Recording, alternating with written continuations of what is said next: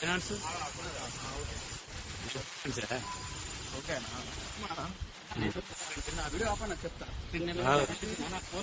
Finance అంతా man handing చెప్తాను.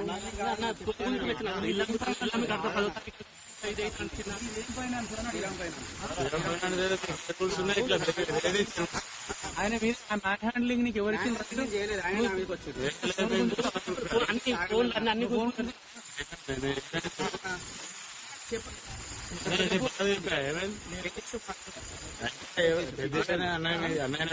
ఆగండి. సరే ఒక 2 నెలల కొంచెం యాక్సిడెంట్ అయింది. నేను హాస్పిటల్లో ఉన్నా. ఏదో ఇల్లు అమ్మి కొంచెం కడదామని నేను వచ్చిన. కొంచెం ఊళ్ళో అక్కడంటే నేను గుంటుకున్నారు. కొంచెం ఫోన్ అన్న ఆన్ చేసి ఇవ్వడానికి ఇస్తలేడు. అసలు నేను పిచ్చి పిచ్చిగా మీద కట్టాను. నేను చూడండి ఇల్లు అమ్మి కడతా అని చెప్పిన. విన్నారు కదా నేనే 3 months నేను 2 months కట్టాలి. నేను 3 months దొరకకపోతే లీగల్ నోటీసులు పంపాలి కదా.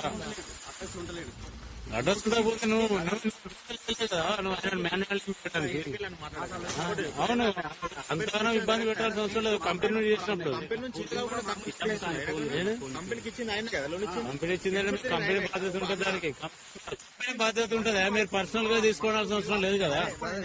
మేము ప్రైవేట్ ఎంప్లాయీస్